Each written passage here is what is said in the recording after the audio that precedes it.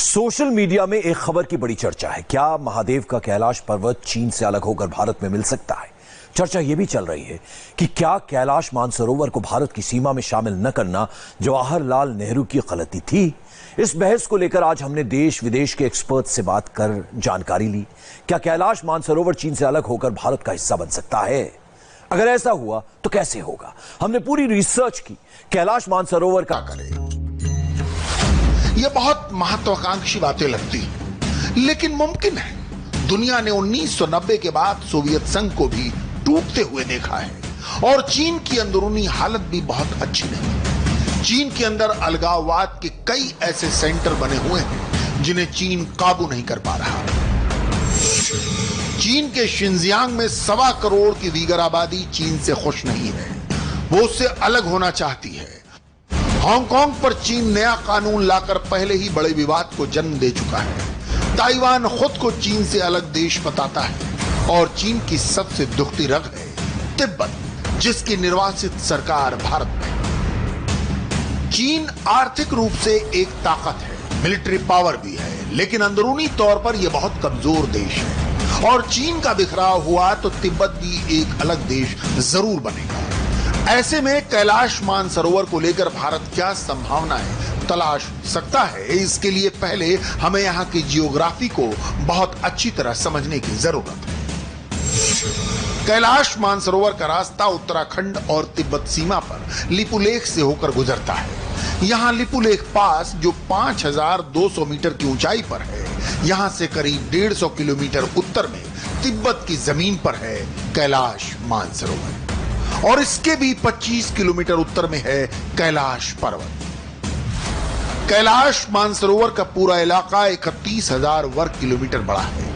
यह भारत के किसी छोटे राज्य जितनी बड़ी जगह है और यहाँ की ऊंचाई 5,000 मीटर से भी ज्यादा है। कैलाश मानसरोवर जाने के लिए उत्तराखंड में लिपुलेख पास होते हुए जो रास्ता है वो सबसे छोटा माना जाता है। अब भारत ने यहां धारचूला से लिपुलेख तक 80 किलोमीटर की सड़क बनाई है। उससे यहां की यात्रा का वक्त 6 दिन और कम हो जाएगा।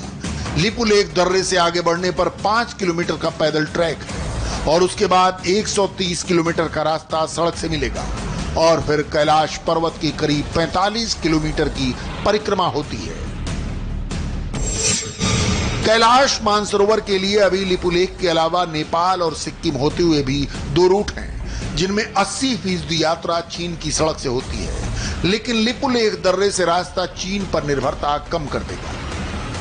यहां जाने के लिए भारत के श्रद्धालुओं को चीन से वीजा लेने की जरूरत पड़ती है। कैलाश मानसरोवर यात्रा जून से सितंबर तक चलती है। लिपुलेख के रास्ते से जाने पर हर यात्री पर करीब 2 लाख का खर्च आता है, जबकि सिक्किम में नाथुला पास से जाने के लिए 2.5 लाख का खर्च आता है। अभी कैलाश मानसरोवर जाने के लिए पहले लिपुलेख दर्रे से आगे बढ़ने के बाद तिब्बत में तकलाकोट जाना होता है। यह जगह 4,755 मीटर की ऊंचाई पर है, यानी माउंट एवरेस्ट से करीब आधी ऊंचाई। इसके बाद 125 किलोमीटर आगे चलने के बाद मानसरोवर झील आती है, जो 4,590 मीटर की ऊंचाई पर है। यहां से 25 किलोमीटर दूर कैलाश पर्वत से ही 4 नदियां दक्षिण एशिया की तरफ बहती हैं। इनमें उत्तर भारत की तरफ बहने वाली सिंधु नदी और सतलुज नदी शामिल है।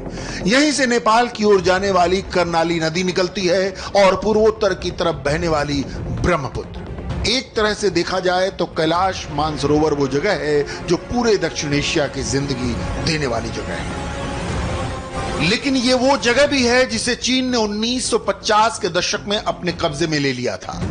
तिब्बत पर चीन के हमले के बाद 1959 में तिब्बत के धर्मगुरु दलाई लामा भारत आ गए थे, क्योंकि इससे पहले चीन की सेना तिब्बत में बौद्ध धर्म की बड़ी आबादी को खत्म कर चुकी थी। हजारों तिब्बती लोगों को कैद कर लिया गया था। इसी वजह से 17 मार्च 1959 को दलाई लामा ने ल्हासा को छोड़ा और अपने हजारों अनुयायियों के साथ भारत में राजनीतिक शरण ली। इसके बाद तिब्बत का चीनीकरण शुरू हुआ। वहां की भाषा, संस्कृति, धर्म और परंपरा सबको निशाना बनाया गया। वहां ज्यादा से ज्यादा चीनियों को बसाकर तिब्बत की डेमोग्राफी को बदल दिया गया। इसके बाद 1962 में चीन से भारत की जंग हुई और चीन ने तिब्बत पर कब्जा कर लिया। आज यहाँ चीन की हुकूमत चलती है। चीन बड़े पैमाने पर यहाँ मेनलैंड चाइना से आबादी बसा रहा है।